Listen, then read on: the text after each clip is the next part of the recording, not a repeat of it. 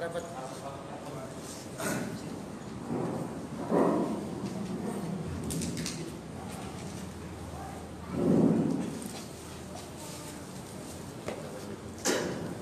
Bismillahirrahmanirrahim. Assalamualaikum warahmatullahi wabarakatuh. Waalaikumsalam warahmatullahi wabarakatuh.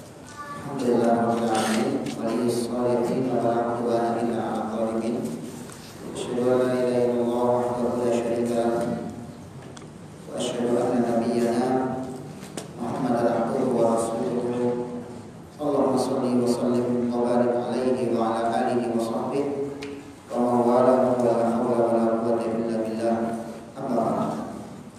Para jamaah azanillahu wa iyyakum. Karena keterlambatan, insyaallah kita akan lanjutkan nanti. Setelah kajian ini kita lanjut lagi pada maghrib ya insyaallah ya. Ini kesempatan ini insyaallah di lain kesempatan kita seperti biasa mulai kajian jam 4 insyaallah. Baik, jamaah sekalian, insyaallah ta'ala kita lanjutkan kembali pembahasan adab-adab atau adab dan akhlak penuntut ilmu dari sebuah buku karya Al-Ustaz Yazid Abdul Qadir Jawas Hafizahullah ta'ala. Ya, silakan dilanjutkan pembahasannya.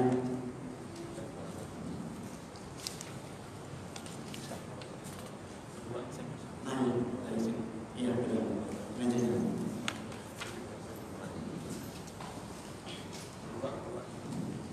Halaman 14 ya. Pernyataan Al-Khatib Al-Baghdadi. Bismillah. Al-Khatib Al-Baghdadi wafat tahun 463 Hijriah rahimahullah berkata, kemudian aku wasiatkan kepadamu, wahai penuntut ilmu, luruskanlah niat dalam menuntut ilmu dan bersungguh-sungguhlah dalam mengamalkannya, karena ilmu syar'i, berbohong dan amal itu merupakan buahnya. Dan seseorang tidak dianggap sebagai orang yang berilmu selama dia belum mengamalkan ilmunya. Hisham bin Abi Abdillah Ad-Dustuwari wafat tahun 152 Hijriah rahimahullah mengatakan, demi Allah, aku tidak akan sanggup mengatakan bahwa aku pernah pergi pada suatu hari untuk mencari satu hadis semata-mata mengharap wajah Allah. Mengomentari perkataan beliau ini, Imam Az-Zahabi rahimahullah mengatakan, demi Allah, tidak juga diriku. Masya Allah. Dua imam besar. Yang pertama Al-Khatib Al-Baghdadi, imam ahli hadis di masanya, mewasiatkan agar ikhlas dalam menuntut ilmu syar'i dan meluruskan niat. Adapun meluruskan niat adalah kita menghilangkan kejahilan dalam diri kita dan berniat untuk menghilangkan kejahilan pada orang lain. Selama niat thalabul ilmi kita bukan seperti ini, berarti niat kita belum lurus. Meskipun kita sudah punya banyak hafalan, meskipun kita sudah menyelesaikan berbagai macam kitab, meskipun kita sudah fasih untuk membaca kitab kundul, tapi selagi tujuan mencari ilmu itu niatnya bukan untuk menghilangkan kejahilan dalam diri sendiri dan kejahilan pada orang lain, berarti dia belum ikhlas dalam menuntut ilmu. Makanya Al-Khatib Al-Baghdadi menyebutkan bahwa ilmu syar'i itu ibarat pohon. Yang pohon itu harus membuahkan buah, dan buah daripada ilmu syar'i adalah amal. Kalau kita belajar ilmu syar'i hanya untuk berbangga-banggaan, hanya untuk mendebat orang-orang yang kita bisa dijadikan teman untuk berdebat, dia hanya untuk berbangga-banggaan dan hanya untuk mendebat, maka dia sudah salah niat dalam mencari. Harus diluruskan lagi niat dia mencari ilmu. Ya, itu hanya untuk mencari gelar saja, bukan untuk berdakwah. Jadi tujuannya mencari gelar. Contoh bahwasanya tanda indikasi dia tidak ikhlas dalam mencari ilmu ketika ada orang menasihati dia dan dirasa yang menasihati itu derajatnya di bawahnya, dia akan membanggakan diri. Kamu gelarnya apa? Hah? Kalau saya gelarnya sudah profesor. Kalau saya gelarnya baru S1. Lah S1 kok menasihati profesor? Padahal masalahnya Bukanlah aib orang yang lebih alim dinasihati oleh muridnya sendiri. Tidak ada masalah. Justru harusnya senang bahwa ada seorang meluruskan kesalahannya, meskipun secara gelar ada di bawahnya. Ini tanda bahwasanya keikhlasan dia tidak ada ketika menuntut ilmu, yaitu ketika ada orang memberi masukan dan dirasa gelarnya ada di bawahnya, dia tidak mau menerima nasihat tersebut. Jadi ini para jamaah. Maka di sini Imam Al-Khatib Al-Baghdadi wanti-wanti dari salah niat dalam menuntut ilmu syar'i. Sehingga indikasi berikutnya ketika dia salah niat dalam menuntut ilmu syar'i, ilmunya tidak menghasilkan amal. Alim dia, pinter, cerdas, tapi tidak menghasilkan amal. Jadi tadi pertama, tanda bahwasanya dia salah niat dalam menuntut ilmu syar'i adalah tidak mau menerima kebenaran dari tanda pertama. Tanda kedua, dia berat untuk mengamalkan ilmu yang telah dia ketahui.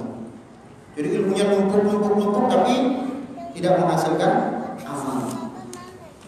Kemudian juga Hisham bin Abi Abdullah menjelaskan bahwa saya tidak berani mengatakan sekalipun ketika saya menuntut ilmu saya ikhlas karena Allah. Artinya para ulama merasa bahwa keikhlasan mereka masih kurang. Kemudian Imam Az-Zahabi ketika mengomentari pernyataan Hisham bin Abi Abdullah Ad-Dustuwai, demikian juga aku pun tidak berani mengklaim bahwa diriku itu. Maka kita pun seperti itu. Apalagi kita yang jauh keilmuannya di bawah Imam Hisham bin Abdullah Ad-Dustuwai dan jauh di bawah keilmuan Imam Az-Zahabi, kita pun katakan sungguh kita belum berani mengklaim diri kita sudah ikhlas. Ya. Jangan kepedean bahwa saya itu selama ini kalau berilmunya sudah ikhlas. Nah, kalau memang kalau berilmu kita sudah ikhlas, pertama ketika kita dikasih masukan, ketika kita diajak kepada kebenaran, tunduk nggak kita kepada kebenaran tadi? Yang kedua, sudahkah ilmu-ilmu yang kita pelajari menghasilkan amal? Kalau itu saja masih jauh, jangan berani-berani kita mengklaim bahwa diri kita sudah ikhlas. Katakan bahwa kita apa? Lagi belajar ikhlas, itu lebih baik. Meskipun semua Allah yang menilai, tapi kita tidak berani mengklaim. Kita katakan apa? Sedang belajar ikhlas. Dan Allah menghargai perjuangan orang yang berjuang meraih keikhlasan, walaupun terkadang dia harus tersandung batu. Yang penting dia ada usaha. Memang terkadang orang berjuang menghadapi keikhlasan itu kadang-kadang jatuh ke riya, kadang-kadang. Tapi usaha dia untuk terus memerangi riya, Allah akan berikan jalan. Jadi jemaah, jangan kita putus asa. Ustaz, saya kok nggak bisa ikhlas gimana ya? Terus berjuang. Allah akan menghargai perjuangan kita ketika kita melawan riya. Allah Ta'ala berfirman, "Walladzina jahadu fina lanahdiyannahum subulana." Orang-orang yang berjihad di jalan kami, bersungguh-sungguh, bermujahadah, kami akan tunjuki jalan-jalan kami. Wa innallaha lama'al muhsinin. Dan Allah akan membantu orang-orang yang terus berbuat ihsan. Jadi Allah akan hargai, Allah akan ganjar kalau usaha kita untuk memerangi ikhlas, walaupun untuk memerangi riya, walaupun kadang-kadang kita jatuh kepada riya. Dan Allah akan mengganjar usaha keras kita untuk terus ikhlas. Ya, ini demikian jemaah rahimani wa rahimakumullah. Tapi jangan pernah kita mengklaim bahwa kita ini sudah ikhlas. Kalau para ulama saja tidak berani mengklaim dirinya ikhlas, apalagi kita. Ya, baik jemaah. Para imam di atas tidak mengatakan bahwa mereka adalah orang-orang yang ikhlas. Akan tetapi mereka berusaha semaksimal mungkin untuk ikhlas karena Allah Ta'ala. Dan mereka selalu memohon kepada Allah Ta'ala agar dikaruniakan keikhlasan, serta mereka memohon kepada Allah Ta'ala agar amal-amal mereka diterima. Bagaimana seorang muslim dapat ikhlas dalam menuntut ilmu syar'i? Imam Badruddin bin Abi Ishaq Ibrahim bin Abi Qadir Sa'dullah bin Jama'ah Al-Kinani yang terkenal dengan nama Imam Ibnu Jama'ah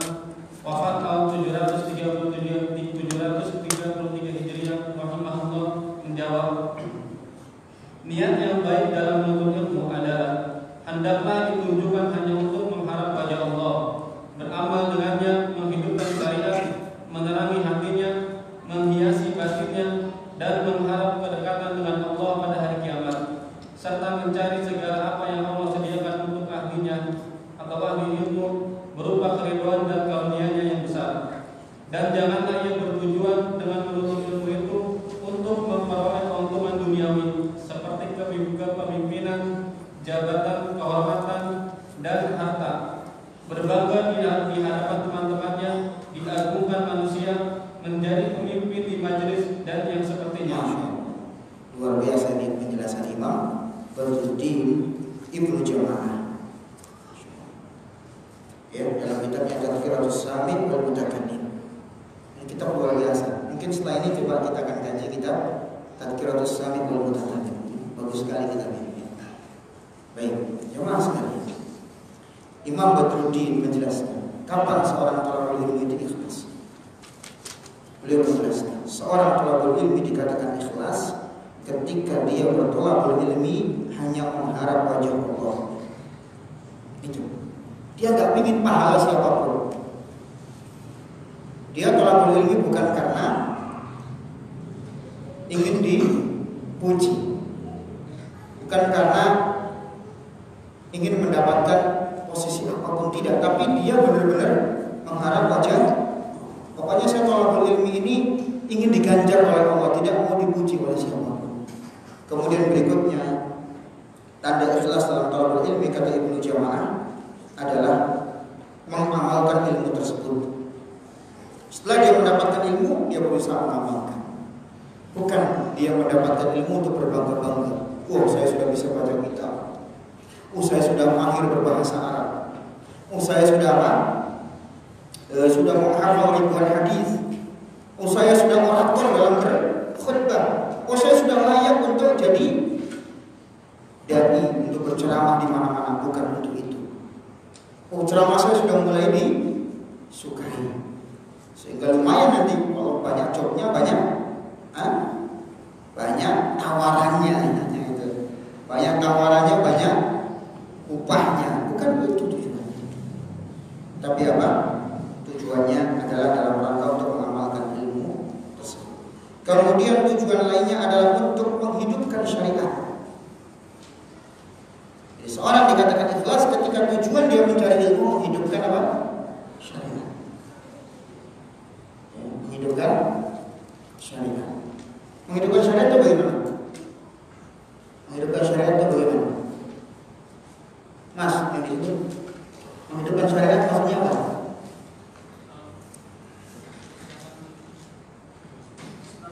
Iya, pokoknya ada perintah dijalankan, ada larangan ditinggalkan. Itu menghidupkan syariat. Dan berani menampakkan syiar. Atau setelah kita tahu ini sunnah, kita berani menampakkan syiar itu. Gak usah takut, pede kita. Ini namanya menampakkan syiar. Dan ketika tahu itu sebuah perbuatan adalah perbuatan terlarang, baik itu maksiat ataupun bid'ah dan seterusnya, kita pede untuk meninggalkan, walaupun kebanyakan orang mengamalkan. Itu namanya menampakkan syiar. Menampakkan syiar, tak malu. Kemudian berikutnya, tanda ikhlas dalam menuntut ilmu adalah hatinya diterangi oleh cahaya dan juga batinnya dihiasi oleh akhlak yang mulia. Setelah bertambah ilmu, akhlaknya bertambah mulia. Ini yang kita kadang-kadang merasakan krisis di tengah-tengah kita. Yang sangat kita merasa miris, kadang bertambahnya seorang ilmu itu tidak diimbangi dengan bertambahnya akal. Malah makin nekat sama orang tua, makin berani, makin merasa sok pinter di hadapan orang tua. Ya. Ini bukan seperti itu. Coba kalau kita setelah menuntut ilmu sama orang tua tambah baik akhlaknya, tidak membangkang, tambah sering ngasih ke orang tua, itu orang tua akan senang. Wah, kamu itu ngaji di mana? Gitu. Itu pasti pengajian kamu itu bagus. Beda dengan apa? Ngaji itu malah akhlaknya tambah bodoh, ya.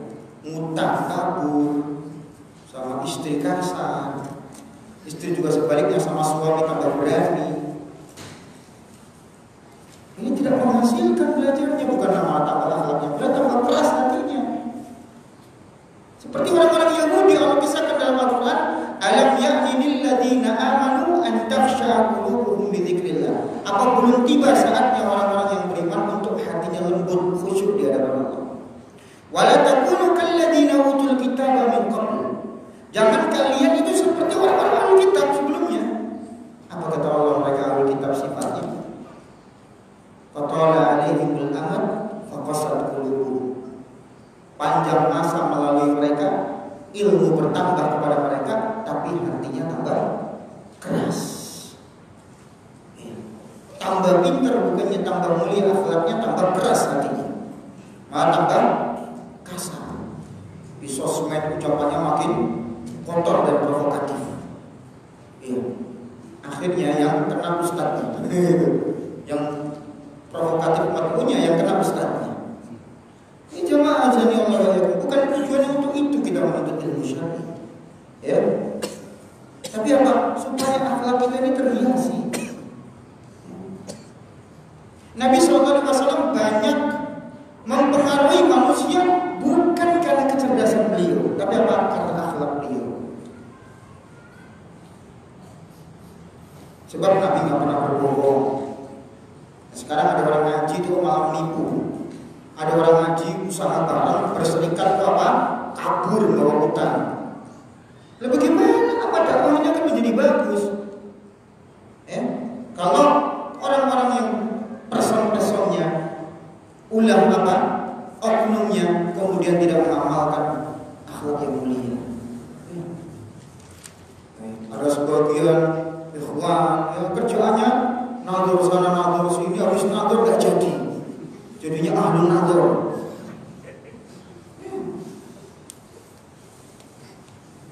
Sebagian lagi apa? Meminta sumbangan sana sumbangan sini, tujuan satunya setelah itu anaknya tidak jelas sumbangannya kemana. Ini memperburuk citra dakwah. Baik, selanjutnya tanda keikhlasan dalam menuntut ilmu syar'i adalah makin dekat dengan Allah Subhanahu wa ta'ala di hari kiamat nanti. Artinya dia makin takut kepada Allah ketika menghadapi ancaman di hari kiamat.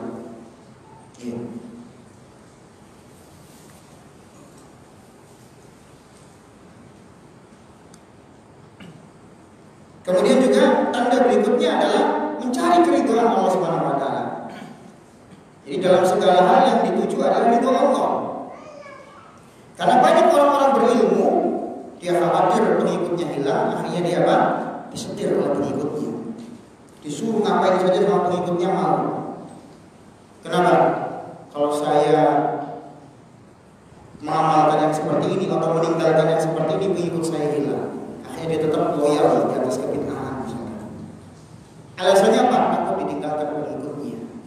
Berarti bukan itu Allah yang dicari, masih takut kehilangan pengikut. Lihat Imam Bukhari, ketika difitnah murid-muridnya pada kabur, yang tersisa tinggal siapa? Imam Muslim.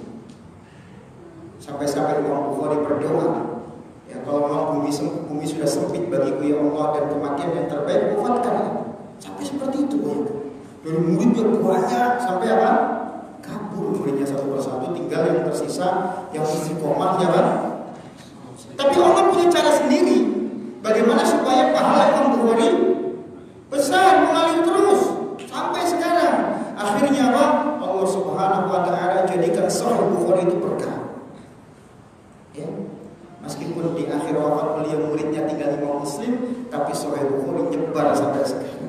Bahkan para ulama menyatakan kitab paling sahih setelah Al-Quran adalah Sahih Bukhari, kemudian Sahih Muslim. Jelas ya? Ini berkah ilmu, makanya gak usah takut ditinggalkan pengikut. Ketika seorang berjalan lillah karena Allah, gak usah takut. Ya? Tapi ketika seorang yang dicari adalah pengikut, akhirnya aturan-aturan Allah tidak diindahkan karena takut kehilangan pengikut, yang seperti ini Allah akan jadikan nanti suatu saat apa namanya tenggelam, tidak akan diingat lagi. Ya? Dia seperti hanya seperti bintang meteor yang terang sepintas, tapi setelah itu cahayanya hilang. Baik. Kemudian Imam Ibnu Jam'ah menyebutkan bahwa di antara tanda ikhlas menuntut ilmu adalah tidak mencari keuntungan dunia, bukan yang dicari kepemimpinan. Misalkan setelah saya tolak ilmi dapat gelar doktor, saya akan mulai mencalonkan diri. Ya. Jadi ini ya. tujuan utama ya, bukan karena dia dipilih, bukan, tapi karena dia ingin cari gitu loh, sengaja mencari kekuasaan. Nah ini cuma berarti sudah salah niat.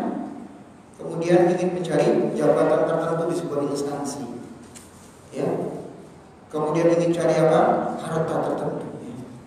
Kalau dia sudah laris, sudah banyak pengikutnya, sudah mulai terkenal di mana-mana, mulailah dia menetapkan tarif untuk setiap ceramah-ceramah yang dia isi. Tarifnya sekian untuk tabligh akbar, tarifnya sekian untuk kajian rutin, tarifnya sekian untuk khutbah Jumat, tarifnya sekian untuk khutbah nikah dan seterusnya. Akhirnya apa? Dakwah dikomersilkan oleh dia. Ini jamaah sanallahu ya. Tanda bahwasanya apa? Dia dalam mencari ilmu itu dipertanyakan keikhlasannya di hadapan Allah Azza wa Jalla. Kemudian tujuannya bukan untuk diagungkan manusia, ya. Bukan supaya nanti dijadikan pimpinan dalam majelis. Ya, oh ini karena bapak ini paling lama ngajinya, maka apa? Oh dia yang mimpin majelis nanti, ya, yang mimpin acara-acara tertentu. Ini bukan itu tujuannya. Baik, ini penjelasan Badruddin, ya, ilmu jamaah tentang tanda-tanda orang yang ikhlas di hadapan Allah Azza wa Jalla. Ini kalau kita mungkin luar biasa. Makanya berat pelaksanaannya. Ikhlas itu perjuangan sampai kita mati. Ya. Tidak ada perjuangan sampai sekian tahun, tidak. Belajar ikhlas itu tidak seperti belajar kuliah. Belajar kuliah sekian tahun dapat gelar doktor, tapi belajar untuk ikhlas itu seumur hidup. Makanya para ulama mengatakan apa? Saya bisa belajar khusyuk dalam sholat. Ya, itu berapa tahun? 20 tahun, kemudian 30 tahun belajar khusyuk untuk sholat. Ya. Berat banget, ya, berat sekali. Itu belajar khusyuk. Khusyuk pun nanti seberapa keikhlasannya itu juga mereka masih terus belajar para ulama ini. Ya, maka ini yang azza wa jalla. Fadhil. Ada kedua ya. Ada kedua, membersihkan hati dari akhlak-akhlak yang buruk. Hendaknya seorang penuntut ilmu membersihkan hatinya dari segala kecurangan, kotoran, iri, dengki, keyakinan yang buruk, dan akhlak yang jelek. Yang demikian itu agar hatinya siap dalam menerima ilmu, menghafalnya, dan merenungi makna-makna dan hakikat yang dikandung ilmu tersebut. Karena sesungguhnya ilmu, sebagaimana perkataan sebagian ulama, adalah salat yang tersembunyi, ibadah hati dan batin. Sebagaimana salat seorang tidak sah, ia merupakan amal anggota badan yang tampak, kecuali dengan bersuci dari hadas dan najis. Maka ilmu pun demikian, ia tidak sah kecuali dengan bersuci dari sifat-sifat yang buruk dan akhlak-akhlak yang jelek. Sesungguhnya perumpamaan ilmu dalam hati seorang hamba seperti cahaya lampu. Apabila kaca lampu tersebut bersih, maka cahaya yang dihasilkan pun akan terang. Sebaliknya, apabila kaca lampu tersebut kotor, maka cahaya yang dihasilkan pun akan redup atau bahkan hilang. Karenanya, setiap yang ingin mendapatkan ilmu, maka hendaknya ia menghiasi batinnya dan membersihkan hatinya dari kotoran-kotoran. Sebab ilmu merupakan perhiasan yang berharga yang tidak pantas dimiliki kecuali oleh hati yang bersih. Sa'ad bin Abdullah At-Tutsari rahimahullah berkata, "Haramun 'ala qalbi ayyadkhulahu nurun wa fihi syai'un mimma yakrahu Allah 'azza wa jalla." Haram atas cahaya ilmu untuk memasuki hati seseorang, sedang di dalam hati tersebut ada sesuatu yang dibenci Allah Azza wa Jalla. Ada berikutnya adalah tentang membersihkan hati dari akhlak-akhlak yang buruk, hasad, kemudian dengki, curang, dan akhlak yang lainnya. Oleh karena itu tadi Sahal bin Abdullah At-Tustari pernah mengatakan bahwa cahaya ilmu tidak akan masuk kepada orang-orang yang ada penyakit dalam hati. Mungkin ilmu bisa masuk, ilmunya bisa masuk, tapi cahaya ilmunya, keberkahan ilmunya nggak bakal masuk. Dan di antara yang menghalangi keberkahan ilmu para jamaah hasad. Dan hasad di antara thalabul ilmi lebih bahaya daripada hasad di antara selain tolabul ilmi. Hasad sendiri udah penyakit berbahaya. Hasad sesama pedagang itu udah bahaya. Hasad sesama sopir taksi berbahaya. Tapi lebih berbahaya lagi kalau hasad itu terjadi di antara para tulabul ilmi. Sebab kalau hasad di antara tulabul ilmi, hasad di antara para ulama, orang-orang yang berilmu, akibatnya akan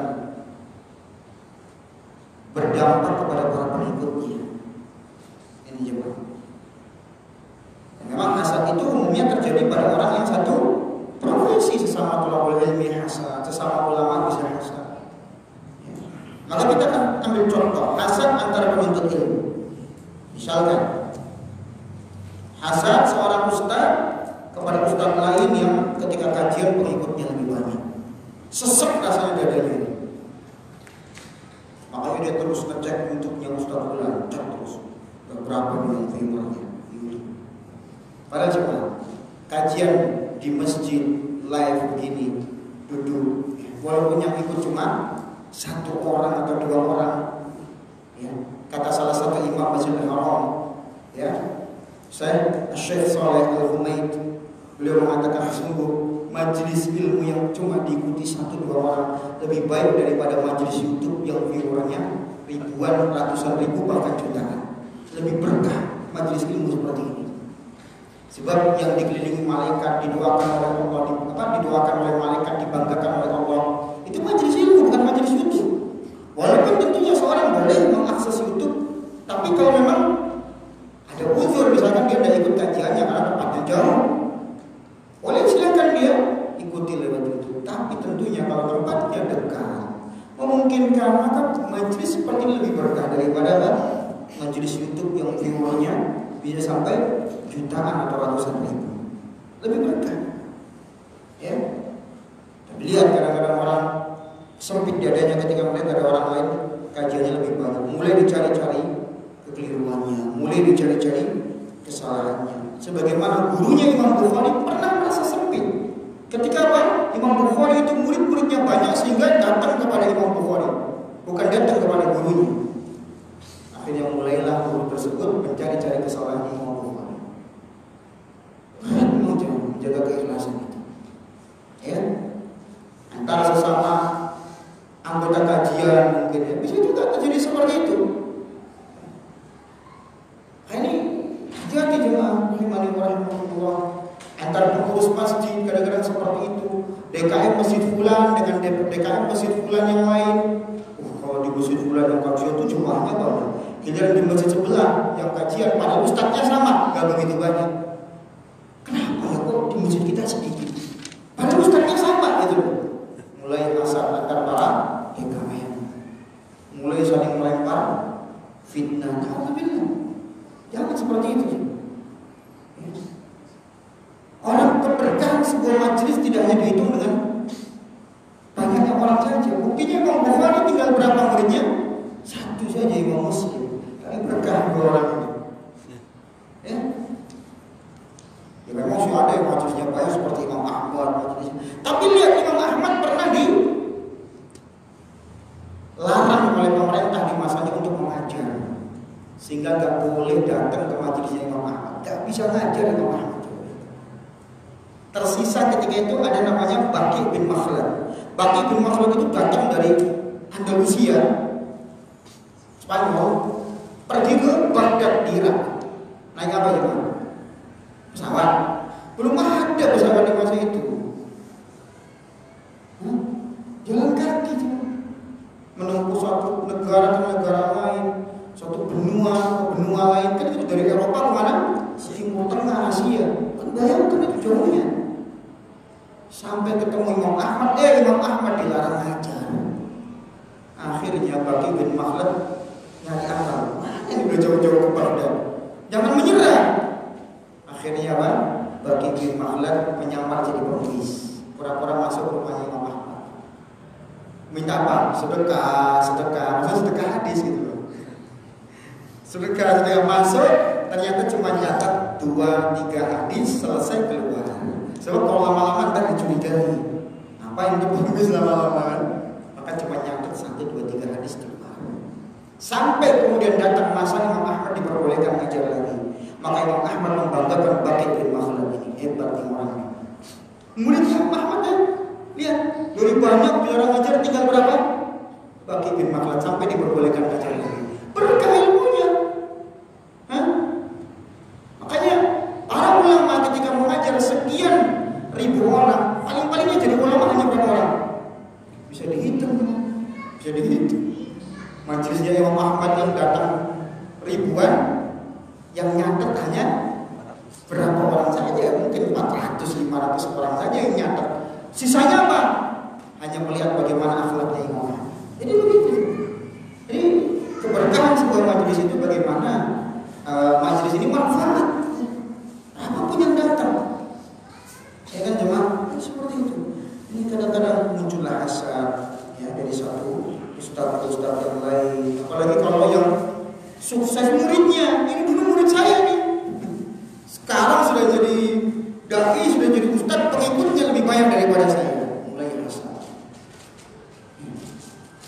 Nah, ini jemaah bahaya ini. Masalah-masalah khilaf sedikit, yang mungkin ini khilaf-khilaf biasa saja, diperbesar, akhirnya dicari-cari kesalahan. Sebenarnya mah gak suka, cuma nyari-nyari alasan saja. Ya, tuh Ustaz bilang ngajar pakai celana, ada aja tuh alasannya untuk menjatuhkan. Kayak saya dong pakai jubah terus, istiqomah. Mulai cari-cari kesalahannya, ada saja kesalahannya. Untuk Ustaz bilang punya yayasan, punya organisasi itu. Itu organisasi, bisa masuk organisasi. Tasawuf itu bil Yahud wal Nasara. Padahal memang dia nggak senang sebenarnya. Ya. Gimana itu? Cari-cari terus alasannya. Yang kedua, di antara bentuk hasad sesama thalabul ilmi adalah hasad terhadap gelar akademis. Yang gelarnya LC, hasad kepada yang doktor. Yang gelarnya doktor meremehkan yang gelarnya LC misalnya.